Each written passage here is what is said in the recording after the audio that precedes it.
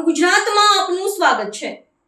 ગુજરાતમાં ખેડૂતો માટે સરકારે સહાય જાહેરાત કરી, મુખ્યમંત્રીએ ટ્વીટ કરી જાણકારી આપી। ગુજરાતમાં ગત 2 દાયકામાં ન થયો હોય એ પ્રકારનો અસાધારણ કમોસમી વરસાદ આ વર્ષે થતા રાજ્યના વિવિધ જિલ્લાના ખેડૂતોના પાકને મોટું નુકસાન થયું છે।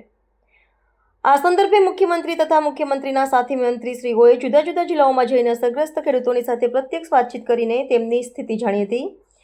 કુદરતી આપત્તિની આ ઘડીમાં ધરતીપુત્રોની વ્યથાને સમજીને રાજ્ય સરકાર પૂરી સંવેદનાથી તેમની પડખે ઊભી છે। રાજ્યભરના ખેડૂતોના પાકને થયેલા વ્યાપક નુકસાન સામે તેમની લાગણીને ધ્યાને રાખીને રાજ્ય સરકાર દ્વારા ધરતીપુત્રો માટે આશરે રૂપિયા 10,000 કરોડના રાહત સહાય પેકેજની જાહેરાત કરાઈ છે। ઉપરાંત રાજ્ય સરકાર 9 નવેમ્બરથી ખેડૂતો પાસેથી ટેકાના ભાવે આશરે રૂપિયા 15,000 કરોડથી વધુના મૂલ્યની મગફળી, મગ, અડદ અને સોયાબીનની ખરીદી કરવા પણ જઈ રહી છે।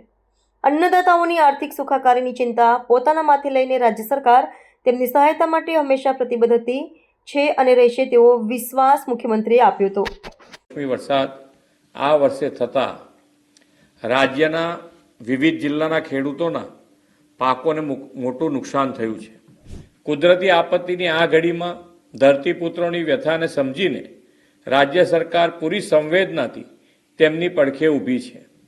રાજ્યભરના ખેડૂતોના પાકને થયેલા વ્યાપક નુકસાન સામે તેમની લાગણીઓને ધ્યાને રાખીને રાજ્ય સરકાર દ્વારા ધરતીપુત્રો માટે રૂપિયા આશરે 10,000 કરોડના રાહત સહાય પેકેજની જાહેરાત કરું છું। આ ઉપરાંત રાજ્ય સરકાર 9 નવેમ્બરથી ખેડૂતો પાસેથી ટેકાના ભાવે આશરે 15,000 કરોડથી વધુના મૂલ્યોની મગફળી, મગ, અડદ અને સોયાબીનની खरीदी पण करवा जई रही है।